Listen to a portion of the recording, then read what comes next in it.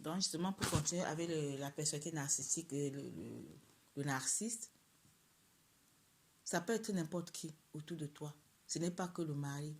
Ça peut être ton père, ça peut être ta mère, ça peut être ton frère, ça peut être ta soeur, ça peut être ta soi-disant meilleure amie, ça peut être ton voisin, ça peut être ton collègue, ça peut être l'enfant que tu as mis au monde.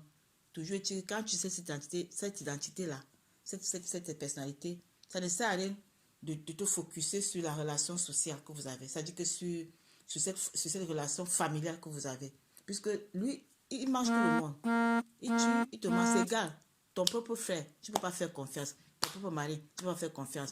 Si donc, quel que soit c'est le rôle que la personne a, la fonction de la personne, quand tu discernes cette personnalité, sors de là, sors des émotions, sors des sentiments humains. L'unique force qu'il faut gérer, c'est le créateur lui-même. Tu vois? Parce que là, tu es comme quand tu es dans une maison avec des pareilles personnes, tu es coincé parce qu'eux, ils te coincent. Tu ne peux pas parler, tu n'as pas à dire. Tu peux être chez toi, c'est même toi qui peux le remettre, tu es comme une prisonnière. Parce que eux, ils t'étouffent. Tu vois? Donc, au départ, déjà, quand tu discernes ça, commence à chercher plutôt comment sortir de là. Tu ne te confirmes même pas encore ta carte bancaire, quoi. Mais il bouffe tout. Parce que lui, son argent, c'est pour lui, ton argent, c'est pour lui aussi. Tu n'existes pas. Le Père a doté chacun d'un ADN. Et l'ADN doit s'exprimer. Le Créateur a doté chacun des... Ce que moi j'appelle ADN, c'est les dons, n'est-ce pas? Les facultés qu'ils ont mis en toi, qui doivent s'exprimer pendant qu'on est dans le corps. Et si tu es là où des gens, l'environnement t'empêche d'exprimer cela, donc parce qu'ils te bouffent, te vampirisent, donc t'empêche par tous ces comportements d'exprimer ce que le Père a déposé que tu exprimes, ça veut dire qu'il t'a tué. C'est pas parce que le corps est encore debout. Même la parole dit que quoi? N'ayez pas peur de celui qui tue le corps, mais ayez plutôt peur de celui qui tue le corps et qui peut tuer l'esprit.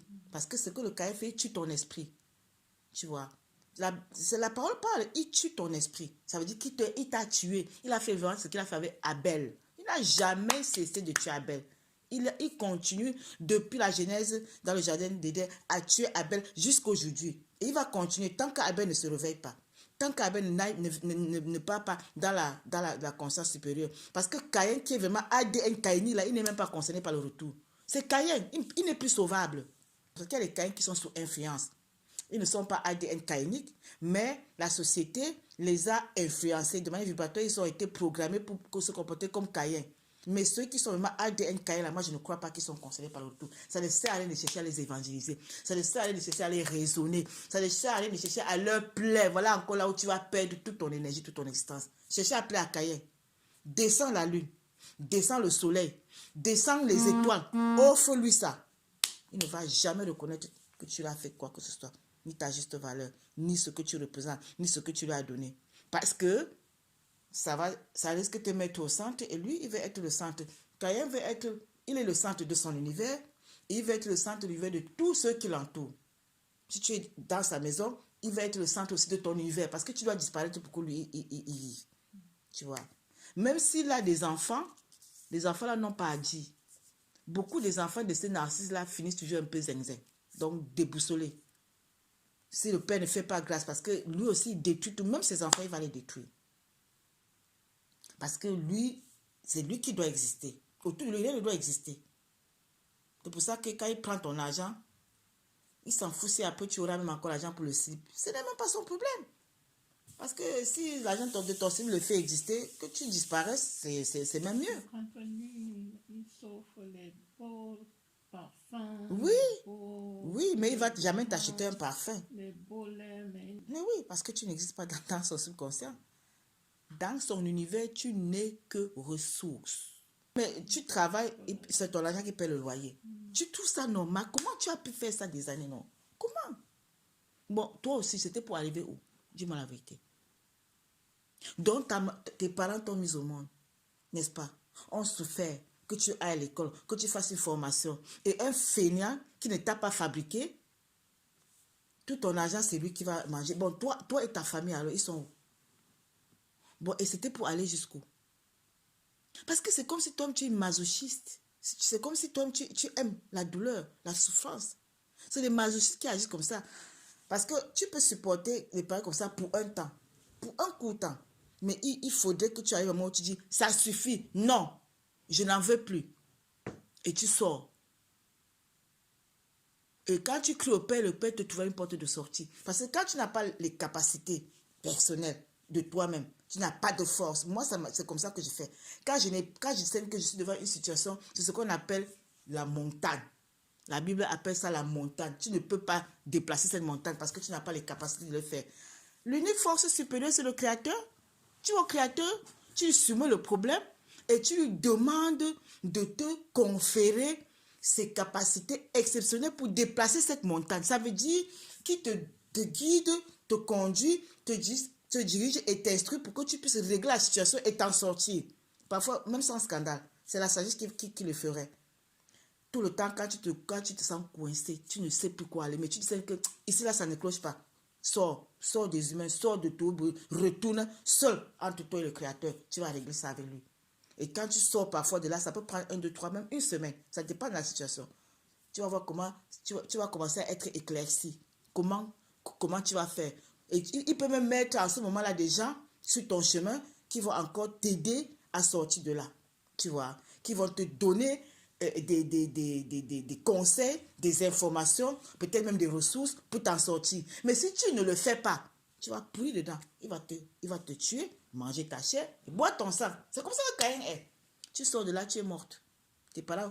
C'est pas lui qui a envie de t'enterrer, il s'en fout de ton corps. Ta famille va encore t'enterrer. Tu comprends, non? Voilà. Donc maintenant, là, tout ce que tu as enduré ou tu as enduré doit te servir de leçon. Pourquoi est-ce que moi, je peux te parler de tout ça? Parce que ce que j'ai enduré, je suis plutôt allé dans l'instruction pour comprendre comment il fonctionne. Non? Je suis allé dans l'instruction.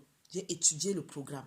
J'ai dit, ah, voici le programme, voici comment il fonctionne, voici comment il fonctionne, voici comment ça. Je peux maintenant enseigner parce que j'ai étudié par rapport à mon propre vécu. Est-ce que je peux dire que il m'a perdu le temps, il m'a tué? Non, je ne peux plus le dire, même si je le disais avant. Le mien m'a dit carrément, je vais te détruire. Il a commencé seul, ça l'a dépassé. Il a demandé secours à 4 personnes qui sont venues dans les songes me parler. Il m'a avoué qu'on s'est réunis à 4 il y a 8 ans pour te détruire. Les 4 n'ont pas réussi. Ils sont allés maintenant me mettre dans le réseau que c'est toute la République qui va le faire. Bombardé 24 heures sur 24. Je ne pouvais pas respirer, ni marcher, ni dormir, ni manger. C'était la mort pendant 11 ans. Seul ici. Mais quand tu me vois là, je respire la faiblesse. C'est pour te dire que quand le Père permet ces événements-là, ce n'est pas contre le vrai toi. C'est pour que le faux meure. Le faux, c'est quoi? Le faux, c'est la chair. C'est celui qui se lamente. C'est celui qui est dans la faiblesse. C'est celui qui est dans la vulnérabilité, qui est dans la fragilité. Celui qui cherche l'aide chez les humains. Celui qui cherche les béquilles chez les humains. Le Père permet pour que tu discernes que tu dois quitter l'horizontalité pour aller seulement dans ce que lui, il représente comme force. La caille se battait dans la force, toi tu deviens la force et ils ne peuvent plus te pénétrer, ni te manipuler, ni te vampiriser, ni faire de toi leurs ressources, leur proie, parce que tu seras très vite, tu vois. Donc, après tout, tu ne pourras plus accuser quelqu'un de t'avoir perdu le temps. Tu vas seulement dire merci au Père d'avoir permis ces événements-là pour que tu aies dans la vraie force. C'est le but. Tu n'as rien perdu. Là où tu es là, même si tu avais 50 ans, tu n'as rien perdu. Je t'ai dit, le Père, c'est écrit, il restaure même les années que la teigne a rongées. Et 1 an pour lui, c'est comme 1000 ans. Et 1000 ans, c'est comme 1 an. C'est la société qui nous a limités. Il nous a morcelé le calendrier avec les heures, les secondes, les minutes, les heures, les jours, les semaines, les mois, les années, les centenaires. Et on est limité là-dedans et on les compte. Chaque année, on fait un anniversaire, on commence à dire que oh, j'ai à tel âge, je suis à ménopausée. Bullshit. Pourquoi ça là pouvait concevoir à 90 ans? Pourquoi les personnages bibliques avaient leur premier enfant à 130 ans? On ne parlait pas de vieillesse. Parce qu'ils vivaient 900 ans. Maintenant, on croit que ce n'est pas notre portée, c'est faux. Pourquoi nous, on n'arrive plus? Parce qu'on s'est laissé séduire par la société que Caïn a mis en place. Caïn lui-même, il a créé la matrice, il régit la matrice, il nous impose son programme qui fragilise l'humain. Et dans cette fragilité maintenant, cette limite qui nous a imposé, on commence à croire que ce qui est écrit dans cette Bible-là, si tu retournes à la Genèse, ce n'est plus à notre portée. C'était eux. Ça les concernait. Nous, on n'est pas concernés. Nous sommes une autre génération. Bullshit. Le Père a dit que quoi? Il a un jour changé. Il est le même hier, aujourd'hui et éternellement. Pourquoi est-ce que ces personnages de la Bible pouvaient aller vivre si longtemps et en santé? On parlait de maladies là-bas.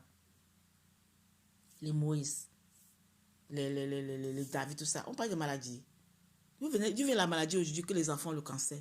Les enfants de 6 mois ont le cancer.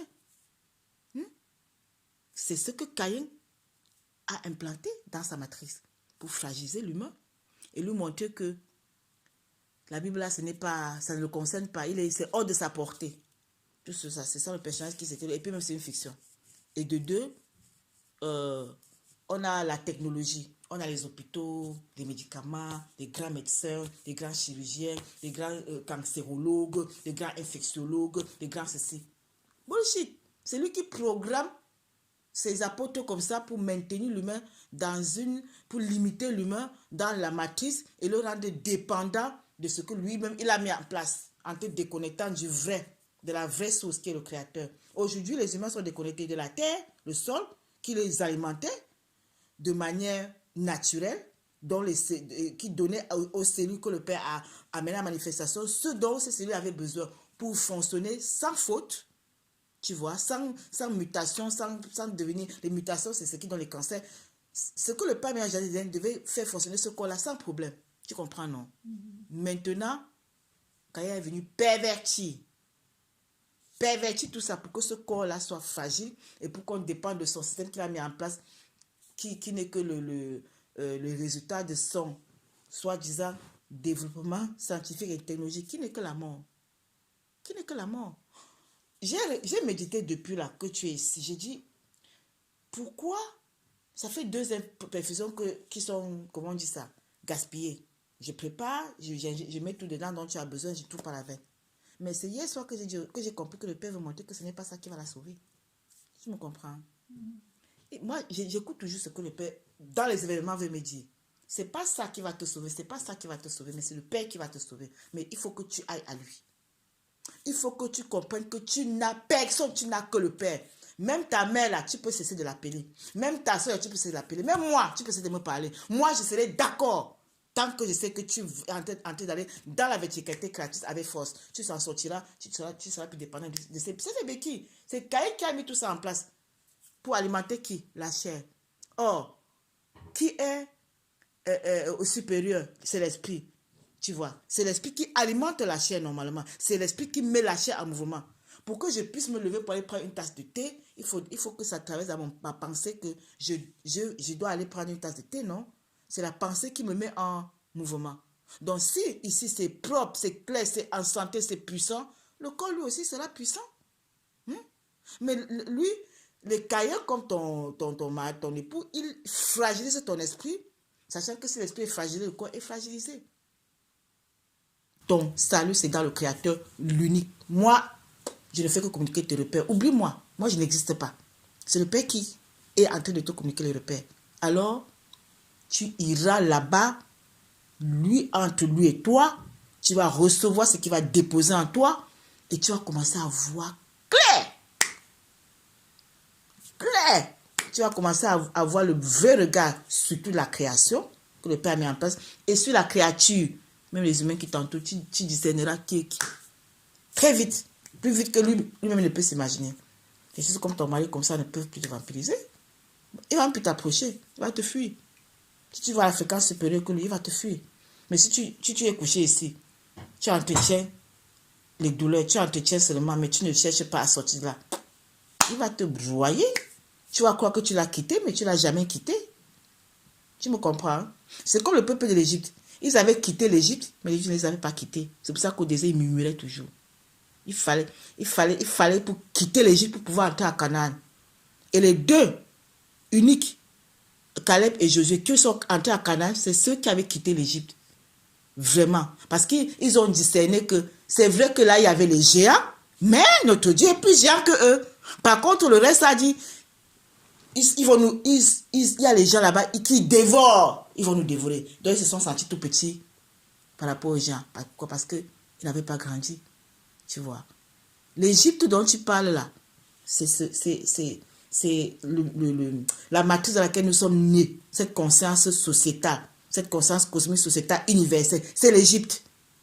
Canaan, c'est la conscience créatrice. C'est là où on doit aller. Entre les deux, il y a le désert que tu as de traverser là maintenant. Tu comprends, non? Le peuple a fait 40 ans au désert, pas parce que c'était écrit qu'il devait faire 40 ans. Non, il pouvait faire même 4 jours. Ça dépendait seulement d'eux-mêmes. Pendant qu'ils tournaient, pendant 40 ans, ils murmuraient seulement. Tout ce que Moïse faisait, que le Père demandait de faire, ils murmurent contre Moïse. Ils murmurent contre le Créateur. Ils tournaient, c'est comme ça qu'ils ont tourbillonné. Ils ont perdu 40 ans au désert, la génération est même morte. Pourtant, pendant 40 ans, ils n'ont pas eu besoin ni de nouvelles chaussures, ni de nouveaux habits, parce que le Père, même les chaussures, même grandissaient avec leur croissance. Tu imagines? Mais on le reconnaît que ce que le Père est en train de leur donner à l'instant là, mais nous on grandit, mais nos chaussures ne deviennent pas petites à nos pieds, tu vois. Nos habits ne deviennent pas petits. Donc le Père pouvoir, il se met à pleurer qu'en Égypte, on avait plus, on avait meilleur. Pourtant, ils étaient esclaves en Égypte. Donc si tu peux sortir de l'Égypte et que l'Égypte ne te quitte pas, tu es resté en Égypte. C'est ça qui se passe. Là maintenant, tu es encore en Égypte, sur le chemin du désert. Il faut que tu sors de là pour que tu ailles à Canaan. Canaan, c'est le repos. La conscience créatrice, c'est la joie. Là. Il a dit le pays où coule le miel et le lait. C'est-à-dire que où il y a tout. Tu ne dois pas te battre pour ça. Mais même quand ils sont arrivés à Canaan, qu'est-ce que le Père a dit? Laissez une parcelle. Celui qui entre là doit d'abord lutter aussi pour conquérir. Donc on n'entre pas à Canaan en dormant. On lutte pour conquérir. Si tu te couches là, tu dors seulement.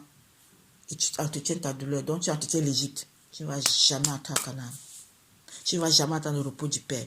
Tu ne vas jamais entrer dans sa paix, la vraie, la joie, qui ne dépend de rien à l'extérieur de toi. Parce que le Créateur, lui, quand il se dépose, quand tu entres dans son repère, dans son sanctuaire, quand tu es déposé son identité, ta joie, ta paix, ton repos, ton sommeil, tout ça ne dépend plus de l'extérieur. Ça ne dépend que du Créateur.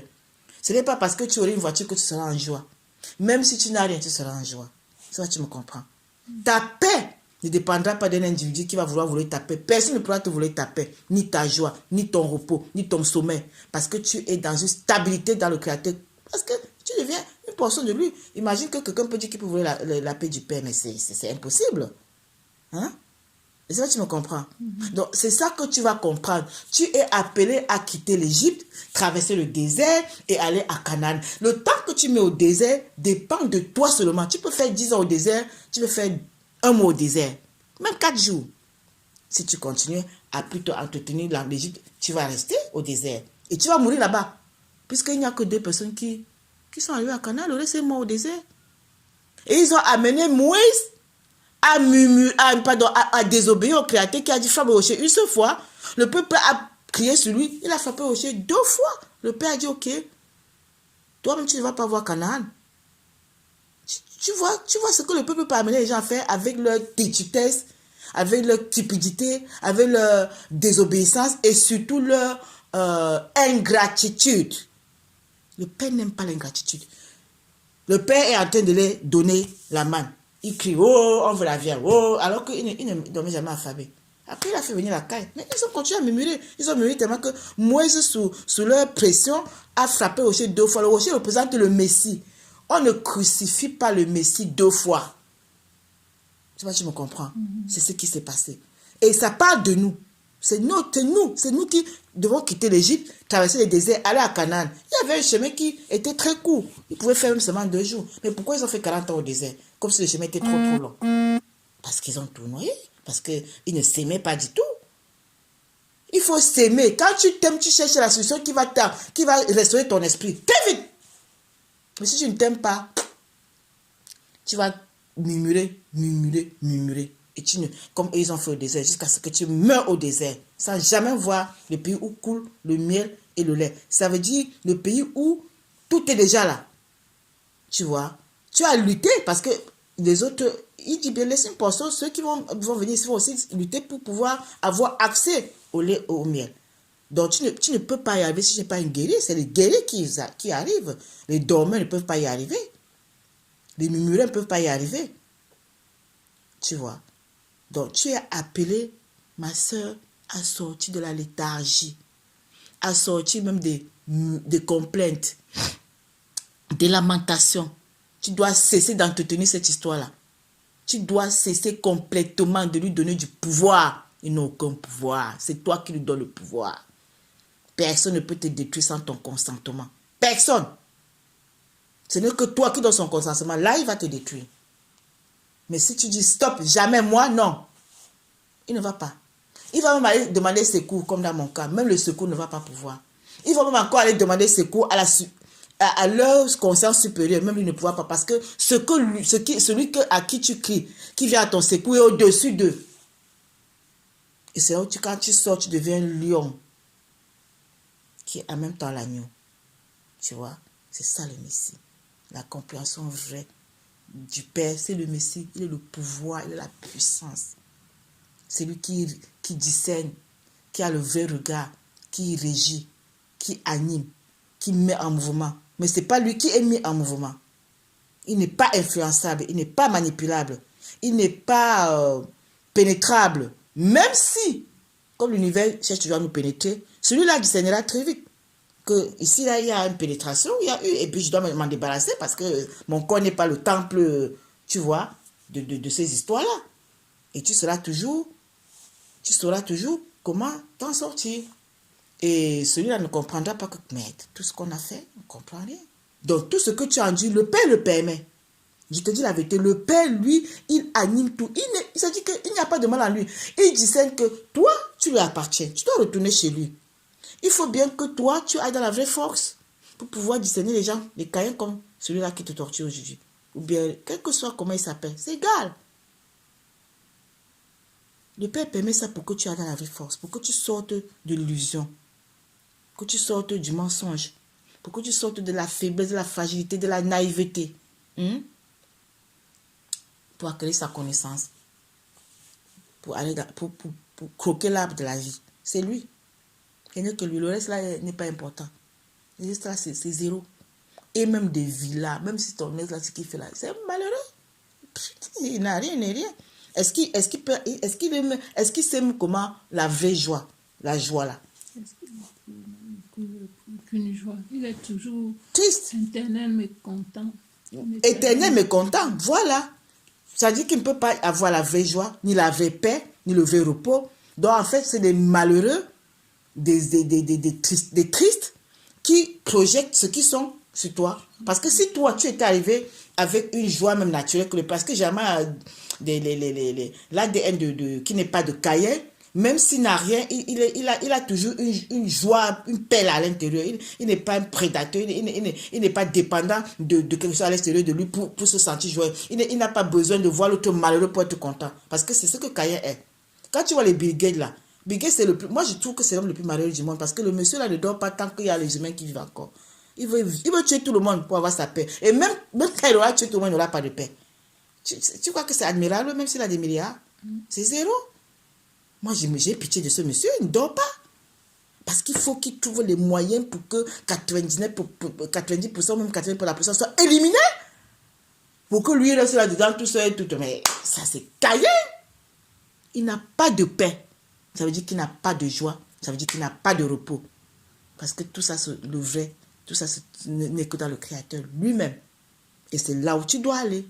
Et tu seras complètement indépendant de tous ces produits de la révolution technologique et scientifique que le Satan a mis pour entretenir la chair et simuler un bien-être qui n'est que éphémère et illusoire. Tout ce que lui il met en place, le faux là, c'est éphémère, c'est illusoire. Tu vois. Le vrai vient uniquement du Père. Et le vrai, quand le Père vient, il s'adresse à l'esprit. C'est l'esprit qui l'intéresse. Le Père vient comment on dit, au secours de l'esprit, alors que Caïn vient au secours de la chair avec tout ça. L'esprit, lui, il est même confiné là, il est en prison, il est mort. Mais lorsqu'on anime un peu la chair, c'est pour ça que les réanimations existent, les anesthésies. Tout ça, c'est pour maintenir la chair dans un semblant de vie. Mais en réalité, l'esprit est mort. Et puis lui-même, il s'installe en toi, il t'anime, il te met en mouvement. C'est illustré dans le film là qu'on appelle L'avocat du diable. Je ne sais pas si tu connais ce film. Ça s'appelle Ou associé du diable ou l'avocat du diable avec Al Pacino. Dans le film, il est avocat, il est devenu un grand avocat, il gagne tous les procès, tout. Jusqu'au jour où il se rend compte que son père vraiment c'est le diable. Et son père lui dit, ce diable lui dit, mais il lui fait voir le film de toute son enfance, comment il allait à l'école, avec le sac au dos, il était brave, il étudiait, il est devenu grand avocat et tout. Il lui dit que tu vois que c'était qui faisait tout ça, c'est moi. Tu vois que pourquoi tu gagnes tous les procès, c'était moi, en toi. Donc, lui, il s'installe en nous, dans la matrice, il nous anime à devenir quelque chose dans sa matrice que lui, il a défini comme diplôme, comme position. Mais si tu t'arrêtes là et que tu définis par là, lui, t'a eu. Tu vois, on devait arriver à discerner que ça, c'est la tromperie. La vraie force, c'est dans le Père. Le vrai pouvoir, c'est dans le Père. Le vrai diplôme, c'est le Père qui le donne. Et le diplôme du Père, c'est son identité. Le reste, là, c'est Caïn qui nous offre ça pour nous tromper, quoi. Tu vois, et quand maintenant, dans le film, il lui dit ça, et lui, celui-là qui gagnait tout, il décide de ne pas épouser encore ça, quoi. Tu vois. Et c'est comme ça qu'il va te faire, maintenant, il te fait dégringoler. Il te fait dégringoler. Mais si tu es dans la vraie foi, il ne peut pas te faire dégringoler. C'est ça. Donc, nous sommes dans la matrice, l'esprit est mort, le corps est animé par lui-même. Caïn s'attend lui-même pour alimenter sa matrice. Il sait bien que ton esprit, il est en prison, il est mort. C'est avec le Père qu'il reprend vie et c'est lui qui reprend le pouvoir sur le corps. Tu vois, même si tu es encore en mouvement dans la matrice, tu n'es pas avec la même conscience que celui qui n'est pas encore éveillé. Parce que là, tu sais très bien ce que tu es en train de faire, pourquoi tu le fais. Tu sais très bien parce que tu es déjà éveillé. Ou plutôt, tu es doté maintenant d'une autre conscience qui n'est plus la conscience sociétale. Je t'ai dit que la conscience est à l'envers de la conscience créatrice, carrément à l'opposé. Dans Isaïe 55, il dit, vos voix ne sont pas mes voix, vos pensées ne sont pas mes pensées. Autant vos pensées sont éloignées des miens, autant le ciel est éloigné de la terre, pour dire que nous deux, on est deux pôles, à l'opposé l'un de l'autre. Ce que vous faites et dites et pensez et croyez, c'est exactement le contraire de ce que moi je suis et ce que je pense, ce que je ferai. Tu vois. Maintenant, imagine maintenant que dans une pareille société, tu veux épouser le fonctionnement sociétal. Ça veut dire que tu peux pas épouser la pensée créatrice, puisque les deux sont à l'opposé. Tu vois. Et c'est pour ça que quand tu prends n'importe quel mot dans la matrice, le contenu que la matrice de la société a donné au mot est à l'opposé de la signification, la vraie version dans le créateur.